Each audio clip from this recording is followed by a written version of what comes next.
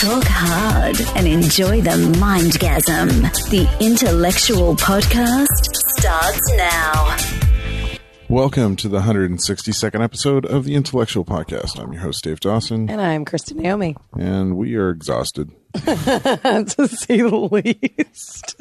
Is this what it feels like to go through ComicCon? Yeah. Yeah. Every ComicCon experience I've had is like this. Wow.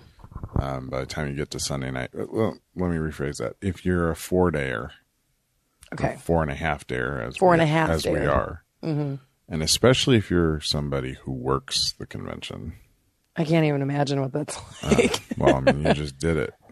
Oh, yeah, technically. Oh. Yeah. Yeah, I thought you were meaning like booth-wise, like, you know. Yeah, well, most of the booth people, in my experience, have shifts. Good point. Actually, we were nonstop. We're nonstop. Yeah. I actually have an adorable picture of one of them sleeping at the booth.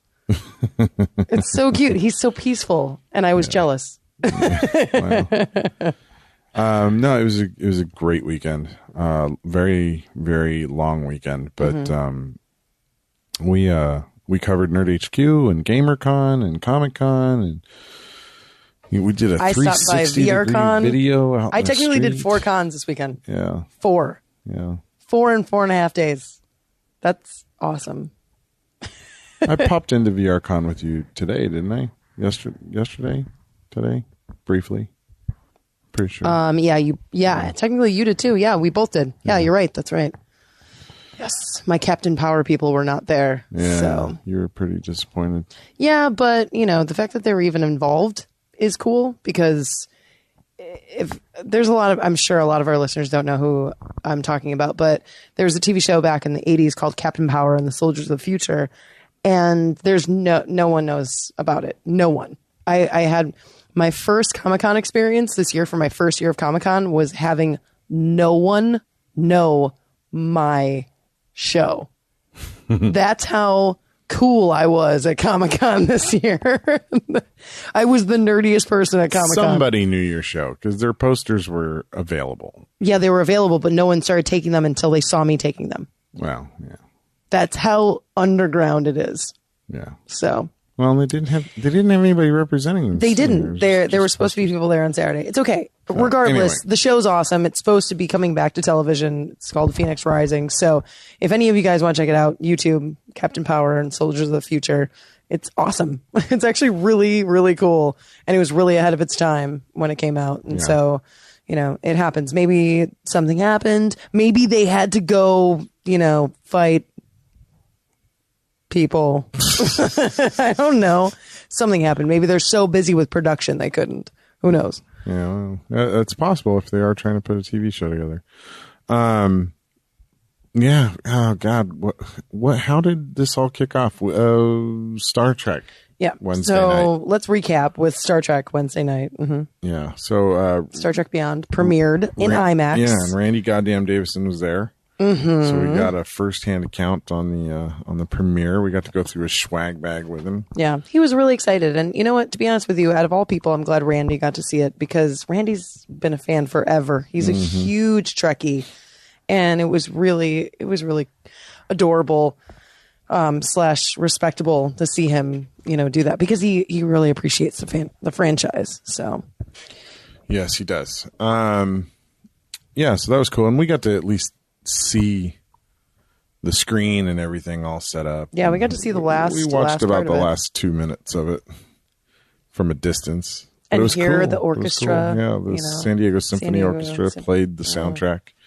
It was beautiful. Live. And the roars of the crowd. Yeah, the crowd really was receptive. They were super receptive. Yeah, and we got to see Nichelle Nichols drive by us on a little golf cart. Yes, we did.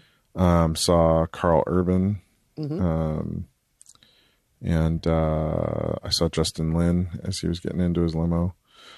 This was mostly while we were waiting for Randy to come out. Yeah, and we have a lot of exclusive photos from the night too. Yeah. Carla covered the red carpet. So yeah, we had pretty good coverage really of the Star Trek premiere. Really, absolutely. Red carpet to review the whole bit. And you can see the video of Randy's review on our YouTube channel, youtube.com/ intellectual network, go all the way back to our ComicCon intro video.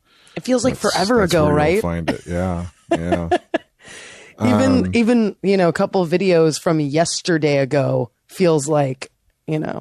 Well, and honestly, we haven't posted any of today's videos yet. Not yet. So there's at least 3 or 4 more videos that need to go up from today. Plus our Gam3rcon video needs to get put together and put up. And your entrance into Comic-Con for the first time. Yeah, that was really exciting for me because luckily Mike Peterson, who we adore, we love you, Mike. He was there, and he met me over at Comic-Con, and I did my intro, and he went in before me, and it was like there's crowds of people. I'm like trying not to give full attention to the con yet. Like I wanted to like look up and actually see everything when I crossed over the threshold. And it was really hard. I'm like, don't look up, don't look up, don't look up. And I'm just like walking, and I could see him like put his hand up, and I stopped, and I'm just kind of like walking around, and a couple people even stopped me before I get into the con. Right. So I'm there for 5 seconds, and already 2 or 3 people take pictures of me in cosplay before I even walk in. So already I'm like, this is amazing. I'm already nerding out and before I walk in. Who were you dressed up as? So I was a mashup of Silk Spectre and Mrs. Watchman from the Watchmen comic or graphic novel. It was because it was comfortable.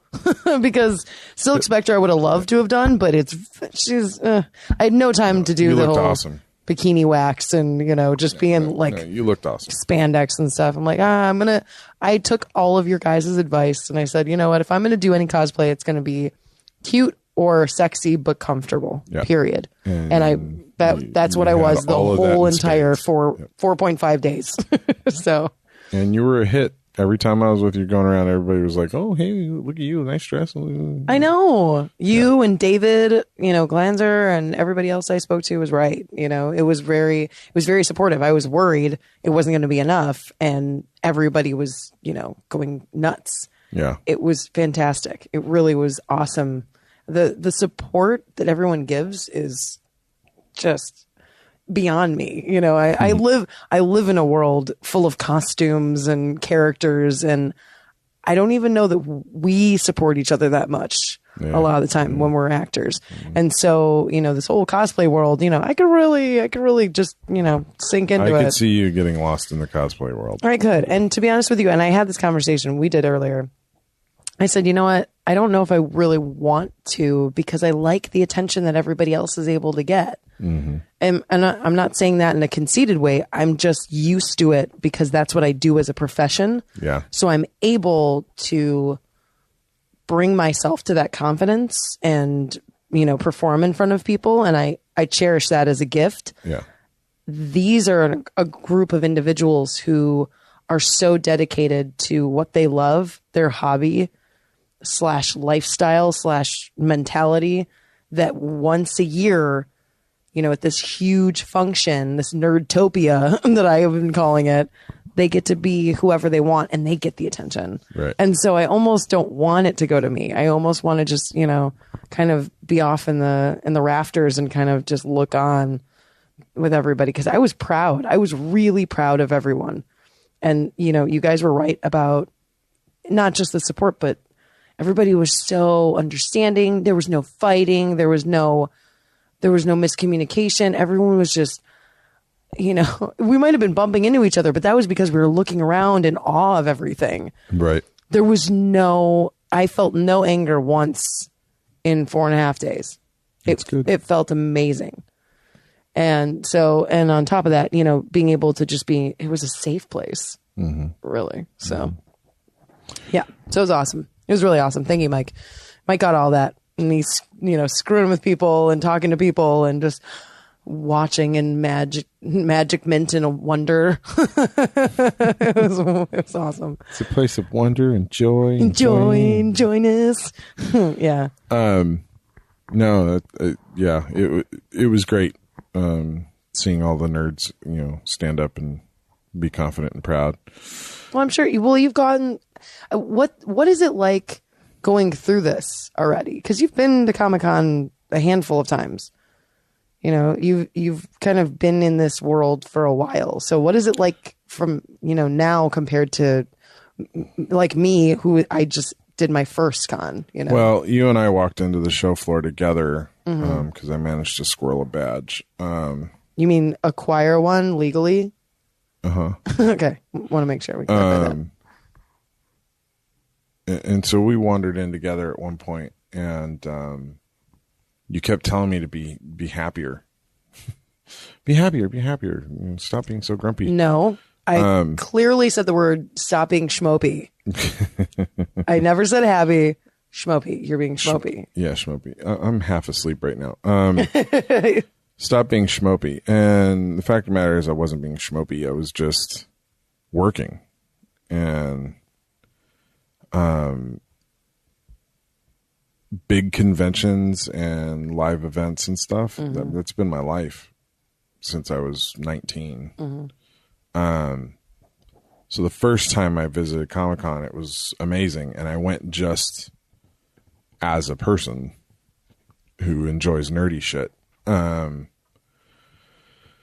But starting last year, Comic-Con became like every other event that I do. It's a job. I have a schedule of shit that I need to do. I got things I need to capture. I got B-roll I'm trying to think of as I'm walking the show floor and piece together an edit in my head. And, you know, so I'm absorbing it. I love it. It's one of my favorite places to be conceptually, but the reality is I'm still working. So it's very hard for me to just shut the work stuff down and just enjoy it like the nerd that I am, because I want to cover it and share it with people and put it out into the world. So it's tough, you know, and that's the constant struggle for those of us who produce things, you know, like we want to enjoy things, but we don't generally get to, you know. I made a very definitive statement when we were working on the Film Awards production that once the Film Awards kicked off, I wasn't working. Yeah, no, you were adamant about that. I was adamant about that. Which is really good because you were able to enjoy the night with your family. And so you were able to see that I was enjoying that night. Yes. If I was working. You were working. And you... I barely even saw the Film Awards. That's exactly it. You got to experience a little bit of what I go through. Yes, I did. Yep. You don't really get to experience the thing. You're busy dealing with logistics and schedules and responsibilities and whatever else. And you know people are having a good time around you, but you're not necessarily having a good time with them. And so that's the very common thread for me in a lot of things that I do is I'm around stuff that people enjoy the hell out of, but I don't really get to enjoy it. Not on the level that, you know, just pure nerdy me would get to, you know. Even over at Nerdhq, you know, like I went to 3 panels. We covered something like 20 panels over there. I saw 3.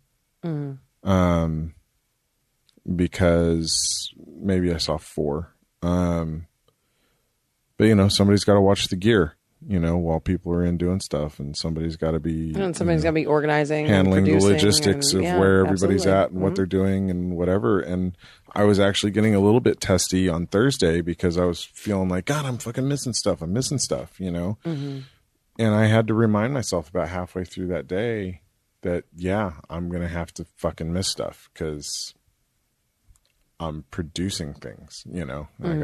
That's a decision I made, and I'm proud of the decision I make. It's doing amazing things for what we do.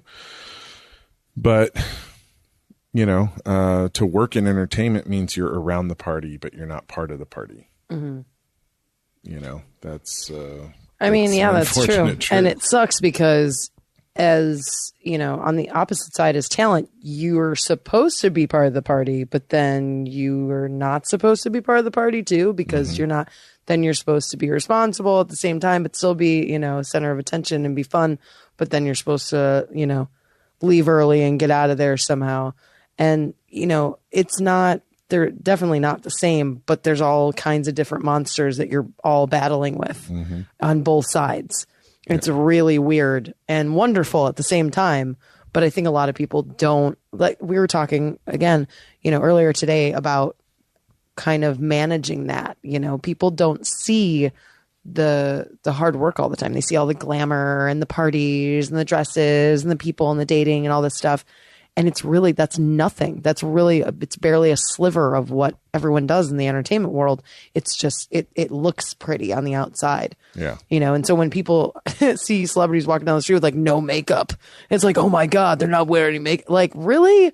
Like, I guarantee they've been up for like, 72 hours or something trying to film and get stuff done and doing stunts and blah, blah, blah. And they're on the way from like the makeup like the gym to the makeup trailer. Yeah. And somebody snatched their picture really quick and they were just like working out, their faces flushed and they just didn't have their coffee this morning yet, and so they're normal people. And it's same thing with crew too.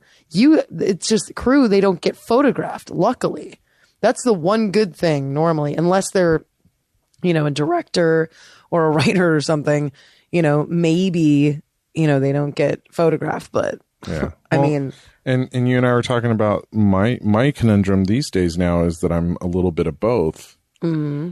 So on the one hand, I'm in front of the camera for a bunch of stuff, and then I got to switch gears and be behind the camera and doing logistics and whatever. And, the persona I'm supposed to be putting on camera is different from the persona that I need to run the ship, and having to shift those gears multiple times throughout a day. And, then it affects my ability to do stuff after hours, because I'm thinking of how much stuff I got to do the next day, how much energy it's going to take. And it's really, really hard. I want to hang out with my friends, during Comic-Con. I do. I want to go out and party and have a good time, just like anybody else. I'm a human being, But when the party doesn't start till 10 o'clock and, you got to be back at everybody's planning on staying out till 3 in the morning. 6:30 in the morning. Yeah, I got to leave exactly. for work at 6 in the morning. And, the drive home means I don't get home till 4. It's like, then I'm running on 2 hours for another 18-hour day the following day. It's rough. It's really rough. So, I loved our experience. I did have a blast. all complaining aside. That's really like the main. It's not even complaining. It's creative venting, really, because I think there's a lot of people that don't know the kind of work that it does take to cover, not just one of the events at Comic-Con. We did 4. We attended 4 cons this year. Yeah, 4. Yeah. Most people can't even do 1. Yeah. And we did 4. We covered 3 of them. And we had 16 people on the list of intellectuals who were supposed to help out. And we had, I think, 7 actually come through. And because of logistics and scheduling and whatever else, they weren't able to be there all the time. So, really, I was the only person there all 4 days. Yeah. And that's a toll. It's a strain, you know? And, I'm tired. I'm just really tired. So absolutely. I don't even know why you're awake right now. Because I got to get this podcast out in the morning. But no, it's good. And we accomplished a lot of really great stuff this year at the con. I think we did a better job with our coverage just in terms of getting it out. And getting it out in a timely manner. Today not being the day that counts, because I don't worry so much about Sunday's coverage getting out in a timely manner, since people are done with the con already. People are done with it. Yeah. They can check up on Monday morning if they want, but Tuesday or whatever. Hey, really quick before, we get in, I appreciate the fact that we're able to vent because we're tired, but we had a lot of great things happen. Well, that's what I was getting to. I hope so. Do you want to touch on, I don't know if you want to start from Wednesday or you want to start from, your favorites or whatnot, because, I know for a fact you asked me, you looked at me, I think it was yesterday, and you're like, hey, so what's your favorite part about this whole, the Comic-Con experience? I was like, it's completely different. It was like the interview we had today with Live.me. And they asked, what's your favorite Star Wars movie? And I was like, I'm not going to answer that because all, obviously not the prequels, but all, New Hope and Empire and Return of the Jedi. I'm like, it depends on the day, but they all need each other to be complete. And so it's the same thing with ComicCon. I feel like each day needed to have the rest to be complete. They all were their own chapter this week. Right. And so I looked at it as literally chapters of a book, of a Comic-Con 2016 book. And so it was like Thursday chapter, Friday chapter, Saturday, Sunday, Wednesday night. 45. My favorite experience of the con was you. That's an easy out. No, it's not. It was you because I don't have the opportunity to geek out so much all the time. And I told you numerous times through the weekend that it was important to me that you got to just go experience the con. Yeah. And not worry so much about covering stuff. And, I could have used you more throughout the whole weekend. But it was important to me that I didn't overstate that need because I wanted you to have, whatever time you felt you wanted to take to go. Yeah. And, I think you hung out with us a bit longer than I would have expected, but that's because you're a professional and you knew there was need. And, but to see you experience that stuff for the first time, really from Wednesday when we showed up for preview night and we saw the Star Trek Mac set up and they were prepping all the actors for that. And the Powerpuff Girls were floating over the park and, every new experience. It's the same thing with taking all the trips that we've been doing. Like I enjoy watching you experience stuff for the first time. You have an enthusiasm and a level of just joy in that experience that I love being near. I love it. And to have you come back from the show floor the first time, with Mikey in tow, and to hear you both talking about just how, fucking ecstatic you were like that. I love that. And quite frankly, I need to see it because it's hard for me to tap into that sometimes because I get so into producer mode and I, put the blinders on because I got to stare straight ahead, Yeah. And it's nice to get that breath of fresh air, So yeah, my favorite thing at the convention this year was you. And it helps when it's in cosplay too. Well, you're a beautiful woman. I will not deny that. No. I'm just saying, like the wigs and costumes and shit are cool. No, but you're also you're a beautiful woman. I will not deny that. And you looked really great in all of your outfits. And so yeah, that helps. But no, seriously, it was just fun to watch you experience it all. Yeah. So yeah, that is my favorite bit of it. My probably second favorite bit of it would have been the Agents of S.H.I.E.L.D. panel that I got. That was so much fun. It really was. That was so much fun. Yeah, that was actually earlier today, and it was great because, and it's so funny because you can tell like Zachary Levi is one of the most like he has so much energy. It's insane. And going Thursday to his opening panel and seeing him and he's like, "What's up, guys? Hey, Operation Smile. This is going to be awesome, blah, blah, blah." And then seeing him today, like, "Hey, guys, what's up?" Yeah. He's like completely dead. Completely like. And I'm squeaky too. I'm squeaky today. Everyone has like laryngitis. Everyone's losing their voice. Yeah, he's just like a puddle of goo in his chair. So he partied, he's been partying. He's been talking for 4 days straight and he's been laughing and he's been yelling. And, that's a lot of energy to, omit for 4 days. Yeah. I can only imagine that he just passes out for a week. He is in a coma right now, actually, for like a week and a half. But it was fun last year. It was fun this year too, but it felt different this year because I felt a lot more involved. I felt a lot more connected to Nerdhq as a whole. You know, I knew exactly what was going on. I felt like, you know, that was my home. You know, we lived there for, you know, 4.5 days, basically. Yeah. Staked our claim in one of the did. rooms. Yes, we did. No. It wasn't the back room. It was our press lounge. That's right. And it was in our social corner. media and press lounge. Yeah. It was not definitely, we were not roughing it, guys. This was fantastic. We had a great time. We were very comfortable. You know, it was wonderful. The Children's Museum has done a great job of housing Nerdhq, and they've done a great job of housing their press as well.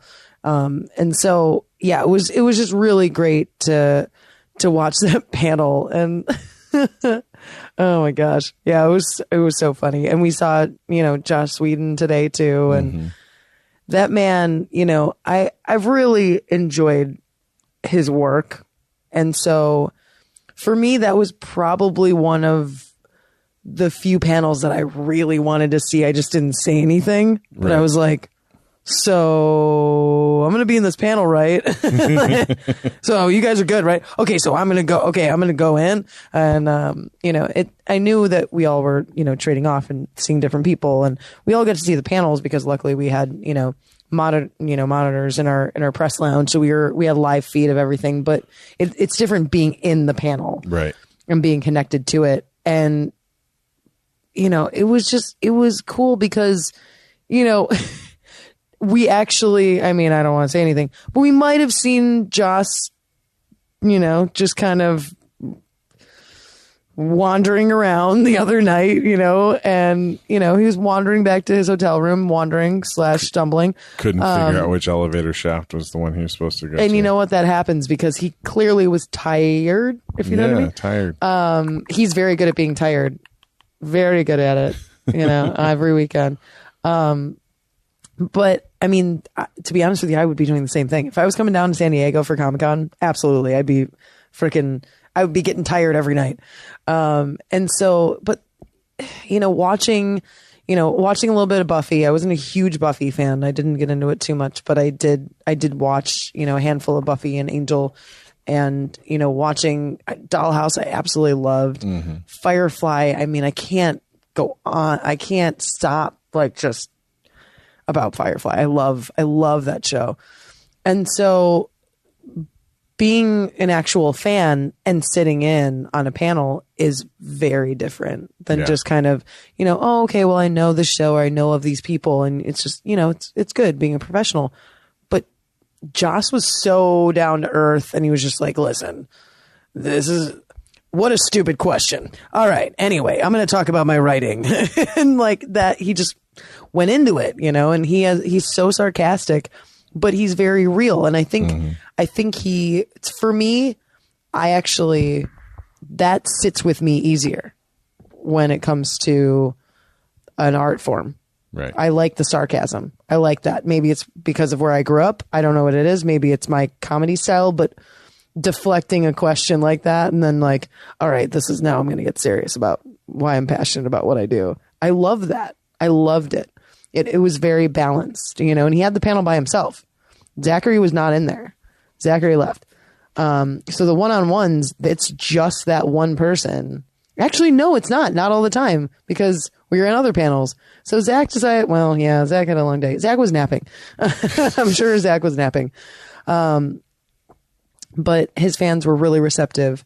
He was really receptive. There was a lot of great moments in that panel. Yeah. Both panels were great, but I know there was one moment I told you I looked over at you, looking at Joss and just taking everything in, you know, director wise, writer wise, you know, just creative wise, and seeing you connect to what he was saying. So I was seeing you enjoy a little bit of it too.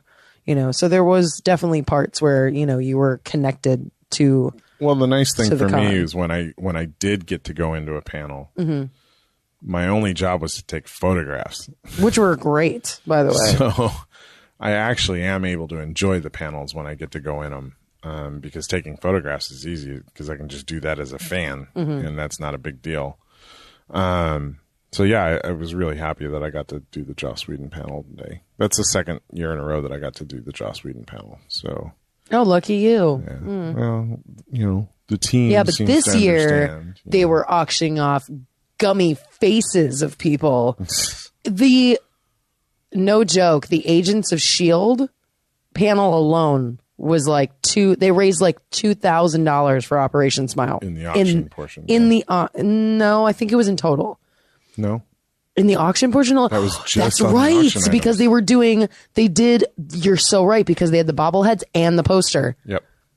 Wow. That was a lot. Went for 400? Yeah, 400, remember? Yeah, because the guy wanted a selfie with Joss Whedon. Yeah.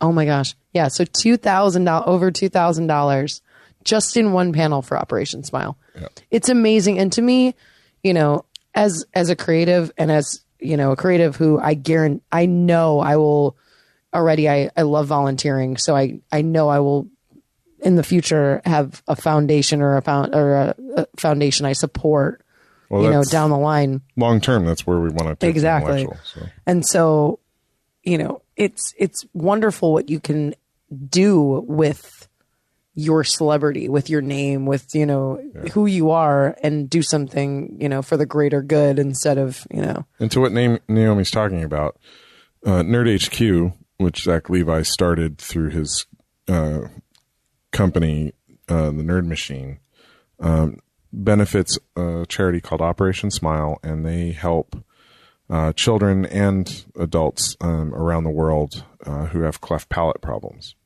And it's $240 per operation, and that operation completely heals and repairs these cleft palate problems. And for some of these kids around the world, it's life-threatening to have the cleft palate issue that they have. And so Operation Smile, it's $240 to fix these kids' faces. Right. It seems like so little money. But every one of the sold out panels at Nerdhq is 16 smiles. And then when they do, $2,000 in auction during the auctioning portion of any panel, that's another, 8 smiles, it's incredible. That's one auction in one panel. That's amazing. Yeah. That is absolutely amazing. So, and I know over the course of the last 7 years, they've raised several millions of dollars. Oh yeah, absolutely. Because Nerdhq is not the only bit of work that Nerd Machine does for Operation Smile throughout the year. They have a Utah event, and I think they do stuff maybe at New York ComicCon as well. So no one cares about New York ComicCon. Shout out to ComicCon. Thank you so much, Natalie, for joining us. Natalie I revealed her secret identity. I'm a horrible person. I did that a bunch on Twitter and Facebook. Shoot. I've actually had people come up to me and they're like, her name is actually Natalie. Like they didn't know. They honestly thought her name was Connie. So they thought it was ComicCon. Yeah. And that's how dedicated Natalie is to this particular character, which she plays so well. So well. And I can speak on the behalf of the whole Tonight in San Diego crew when I say she is absolutely amazing and she kicks so much butt as ComicCon. And she did a fantastic job covering the panels. She was way more thorough about it than I ever am. She had a notepad and she was doing research. She had a notepad. Yeah, she's so awesome. She totally. I mean, she nailed her reviews. It was great.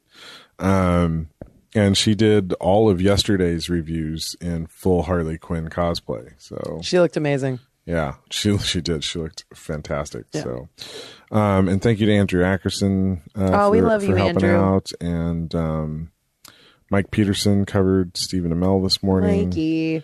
Art. Kimberly Scott, she covered Yay, some stuff she got to come afternoon. by. She did go into the last couple panels. She did. Everybody else who came by and helped out, thank you guys so much. Teresa and Brian, of course, worked their asses off, not just on. They were working Nerdhq, constantly. but they're both in the midst of massive deadlines on real work. just regular work. So in addition to working Nerdhq, they had their laptops down there and they were working their regular jobs while working Nerdhq. Yeah. So, God bless them. Seriously. I love them both. They're the most hardworking, loving people. They're so wonderful. So thank you so much to you guys. We appreciate you lots and lots and lots. And then I guess the third favorite moment, to get back to what we were talking about,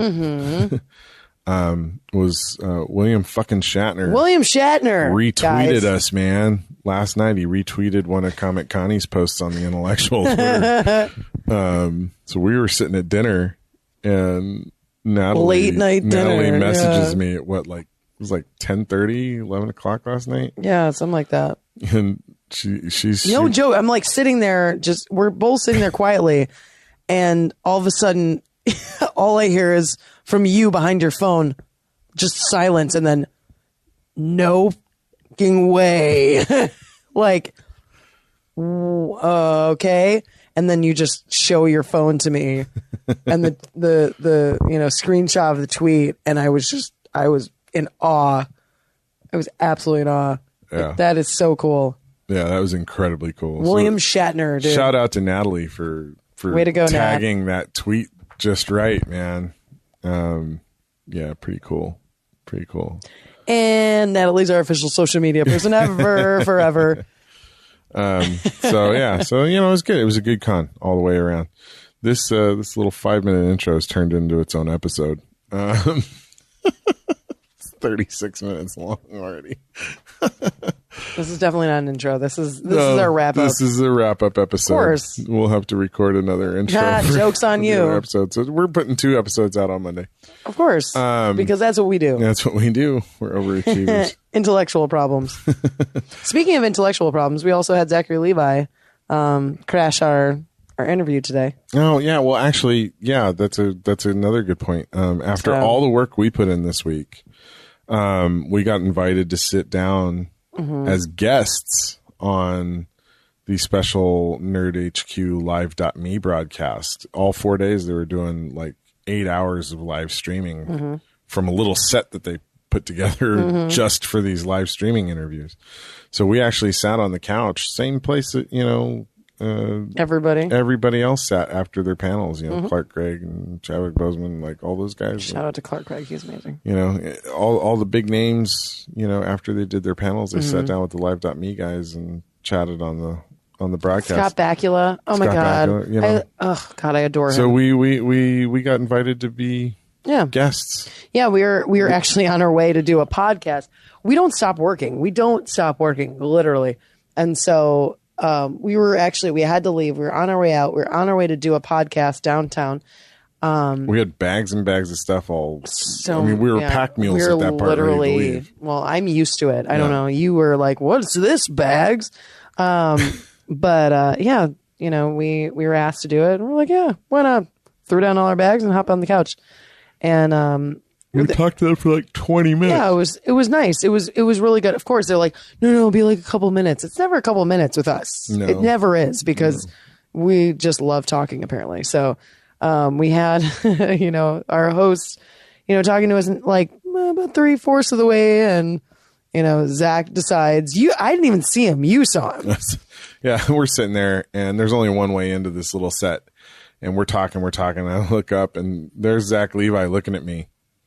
And he's got this like crazy face sometimes that he makes. And he makes the crazy face at me. And I'm like, he's going to step in here and do something. Yeah. And so I go, hey, it's Zack Levi. And he steps in and grabs a hat off the table and kind of looks at the camera and looks over at us and does his little crazy smile. And then just slinks back away. Yeah. And I'm just like, really, Zach? We had one interview. Really? Really? And he just smiled at you. And and just like, and to be honest with you, he's the boss. He can do whatever he wants. He can take whatever he wants. He can do whatever he wants. But I just thought it was funny because he would have done the same thing to us. You know what I mean? That's how I felt. Like that's how it should have gone. And so, that was a great way to end Nerdhq. Yeah, getting our interview crashed by Zack Levi. I was like, And now we're official. And complete. Complete stamp. Achievement unlocked. End of achievement unlocked. Yes. Checkpoint. Exactly. So, I officially won Comic-Con at that point. I was just and then we left there to head straight over to interview Cass Anvar from The Expanse. The Expanse. I'm really excited about the show. I'm really excited about listeners will hear about it, in a future podcast, but it was really delightful. The Expanse comes back to TV. That was our Zack crashing was our official close to Nerdhq, and then leaving and doing a podcast with Cass was at where we were at the Hotel Solimar. Really beautiful hotel, by the way. Yeah, gorgeous. Never been there, like right in the middle of downtown, but just like right off the beaten path of downtown is like perfect. Yeah. Note to self. But yeah, it was really nice. It was really, it was a really good conversation, just meaty, but very chill. And it was perfect for a, end of, Comic-Con, like, sad Sunday afternoon, that we can't have any more Comic-Con. That was a great way to end it. It really was. And so, yeah, he was technically the official end of it. And I couldn't think of any better way. Yeah. So me, my points, obviously, I mean, since it was my first con, just walking in, I'm not going to lie, the first time I walked in, that was probably the most like special experience. Yeah. And the fact I haven't even seen the footage. That we have footage of it. I haven't captured. You look like you're 9 years old. Forever. I was 9 years old. In my cosplay, I'm literally dressed up. I'm a little girl, dressed up and just like walking around with every one of her favorite toys in front of her. Like that was my Disneyland. Well, and you're also wearing that giant fucking Comic-Con backpack on your back, which makes you look like you're... You already look like you're like an you're infant. A little kid, Yeah, like you already look like you're 4, barely. Like you're 3.5, like pretending to be 4. Yeah. Like, because it's so big, yeah, it looks like it's just so oversized. And then most of the time I couldn't put the Velcro on because I had so much swag. Yeah, and so it just flapped around and I had a cape. So I had a flash cape. And so, I'm just like, yay. I have this like super duper big grin on my face, just like wide eyed, cape, like bag cape flapping in the wind, just looking around, just like admiring everything and loving everything. And so it was really special. Again, thank you to Mike Peterson for, going with me and experiencing that with me and turning on the camera. And he had a great time too. He was just like, dude, I'm getting some great stuff. And leave it to me to find the one Chicago Bears player in the entire con, by the way. That, I don't know how that happened, but Israel Adonijah is an amazing human being. He's an amazing football player, and he played for 10 seasons on the Bears. And for some reason, I found him at Comic-Con. And for our Chicago listeners, aka Adam, well, no, that would be a big deal. But now he's involved in the industry and happened to have a copy of Death Valley. And so that's why I started talking. I was like, I kind of like walked around. I was like, hey guys, I'm like super friendly, and I was in this like magical, wonderful, like, imagination place. And I was just like, hey, hello, and I started talking to him. I see a copy of Death Valley. I was like, oh, okay.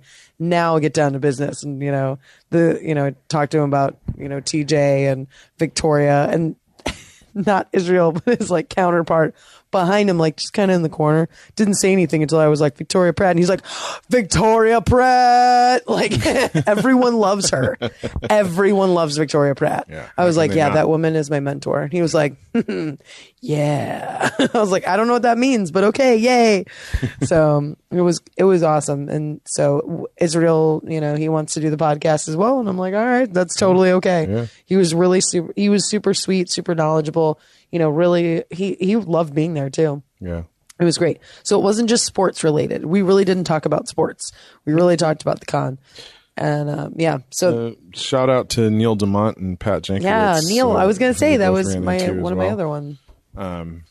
they've been guests on the show in the past, and Neil's actually worked on some stuff with me in the last year, and he's been trying to help me get one of my shorts produced by helping me out with some storyboards and whatnot. So it's been fantastic. Amazing. Those are really beautiful. Nice to get to see him. Neil is extremely talented. Yeah, he is. They're gorgeous. The storyboards are amazing. I'm sure eventually after the short film comes out, maybe you can release them to the public. Yeah. And, show them maybe at like the screening. They're so beautiful. Neil is he's not, I mean, I hate to sound like that, but he's not like a run of the mill, storyboard artist. Like he's worked on a lot of major motion pictures and. Yeah. He's been a concept artist on things like Jurassic World or Jurassic Park, the new one. Yeah, that was Jurassic World. Jurassic World and Batman v Superman. He was one of the storyboard artists on that. So I mean, yeah, it's no like small thing that this man has worked on storyboards for me. Yeah, no. For us, because you're the female inspiration for the character in the storyboards. Yeah, I mean, you have amazing people surrounding you. You have really hardworking, wonderful people around you, and meeting Neil, it was really interesting. He's so sweet, and realized we went to the same college in Chicago. He's from Chicago. We went to the same college. There we go. You're running into people. That I know it's not my fault. It just happens. It just happens. Apparently, there's a lot of people from Chicago in Chicago, and there's a lot of people from Chicago in California. And I went to the right places. So that's that. I just got lucky. I made the right choices. So yeah, I'm trying to like wrap everything up like in my mind, like what was so, I mean, everything was so wonderful. I love walking and seeing everyone. A lot of the cosplay was just wonderful. It was wonderful just seeing all of that. And I actually loved being in the smaller booths. Mm-hmm. So the first day when I went, and Mikey and I we hit so much stuff, but we hit like the middle, like this, like not even close to Hall H, like the middle of the con, and then worked our way west.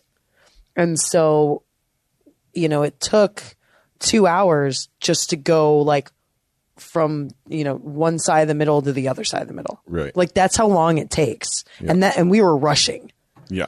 That's why it takes 4 days to go through the con, because there's just so much stuff. Yeah. If you really want to take your time walking through the show floor, and see everything to the degree that you really would want to see it, that's a 3-day task all by itself. Mm-hmm. Yeah. So we didn't get to see, we stopped at what was the models that were there? Those Sideshow Collectibles. Sideshow Collectibles. Oh my gosh. Yeah. Oh my gosh. That's amazing. They were absolutely gorgeous. Yeah, 1/6 scale. Holy cow. Models and stuff. Unbelievable. I mean, they're beautiful. Yeah. I've seen a lot of models and a lot of, oh man, those were great. Sideshow always floors me with the quality of what they it was amazing. There's so much detail and emotion in all of them. It's amazing. And so we basically stopped there. It was like, okay, 12 minutes to close. Okay, 8 minutes to close. Okay, 4 minutes to close. And I was like, we both look at each other like, we should probably go one more picture. Okay, 2 more. All right, 4. And we just didn't want to leave. Yeah. And so we kind of just walked really quickly through the last end of, the west part of the convention, which is the comics. And the smaller comics, the comics that aren't well known, and the collector comics. That's basically what the like 1 through 500 is. And it was really cool to be able to go through that, because that I've gone through, there's been days where I've gone through comics. Right. Just like you go through it, just like a thrift store where I go through clothes, I've gone through comics. And which ones are good, which ones are, there's this many replicas of this one, and this one's not as rare, and this one's overpriced, and you're like, ooh, okay, this one. And it was really cool, and seeing the look on these young comic book makers' faces, just being at ComicCon, they're like, hey, hi, how are you? They were so excited. Mm-hmm. That's, to me, I think that's what my favorite parts were, when, the nerds, these nerd guys, these quirky, weird, non-attractive to the general public people, human beings, amazing hobbyists, and awesome all-around guys, weren't being accepted by normal society. And then they're able to walk up to any woman and just say like, oh, hey, where's this booth? Oh, hey, I love your outfit. And just walk away like confidently was the best thing I've ever seen. Mm-hmm. That made my heart melt because they weren't judged. They weren't, looked at, they weren't, ew, you're disgusting. Like some chick in a bar, no one was turning them down. If anything, those guys were the cream of the crop. Right. Like that's the one place they know they're the man, and they had complete confidence. That's why it was so, I believe the energy was so good because there was no, I'm better than you. There was just complete confidence in everything everyone was doing. There's people that were excited and there was people that were confident, but there was no hating. There was no fighting. There was no putting each other down. It wasn't even that. It was just, we're all at the con. This is it. Oh, that guy knows, he's, level, whatever dungeon master, like, everybody was understanding to what was going on. And so I think those were the moments I was taking for the most part, because I love people so much and I observe them so much. And as much as I was taking in, I was still seeing all of that. Mm-hmm. So there was this there was one level of people that were just like me. They were like, oh, wow. And wandering around like wide eyed, young does and just, wow. And then there was this whole nother sub nerd culture that was like, yeah, what's up, girl? Like they just knew exactly what they were doing. They'd already been here for 6 years. They know what's going on. 10 years, 12 years, 25 years, like Pat, who we met. And so it was really cool. Even Pat, like super confident now. He's like, dude, I've been doing this for 25 years. I'm going to pick you up. I don't care if you're wearing a dress. I was like, okay. I had such a great time. Those guys are amazing. They were really wonderful and talented, and they were hilarious. And it was a blast. I had an absolute blast. I really did. Yeah. It showed. It showed on your face the whole weekend. Yeah, it was pretty. I had no dark circles under my eyes this weekend. I was just like, even as tired as I was so happy. Yeah. So ecstatic and, just joyful completely. Well, we got Nerdhq coming up in a month. We do. We have Nerdhq. So, yeah, we did 4. Now this will be our 5th con this summer. Technically. What? That's amazing. We're busy people. I know. Busy. Maybe we'll slip in Star Trek Vegas somewhere in there. Maybe if we can. We have a handful. We have a really good chunk of Trek on our show, so it just kind of makes sense, Yeah. Yeah, we got a lot of Trek on our show. Yeah. So anyway, that's kind of the recap. This intro turned into an episode. So cool. So Robin and Dwayne from the 48 Hour Film Project are going to be on the other episode we put out today, which will, I guess, be 163. Mm-hmm. And we talked to Robin and Dwayne about the 48 Hour Film Project this year. Early bird registration actually ends today. So, make sure you go register your team today. Save yourself some money. You go to 48 Hour Film Project. It's 48hourfilm.com to register your team. And, a lot of big things. They got a lot of big things going on this year. Mm-hmm. Lot of changes, new venues, new way of approaching the release of genres and elements and all that stuff. Mm-hmm. We get into all sorts of details about that stuff. So it's a very cool episode. Wonderful to have them back on the show. It's been 120 something episodes since they were on before. So lots of things have changed. They've gotten married in that time. So we talk a bit about that too. Just really genuinely sweet people. So make sure you check that episode out. So just tons of stuff going on. Always tons of stuff. So, Yeah, but ComicCon's over.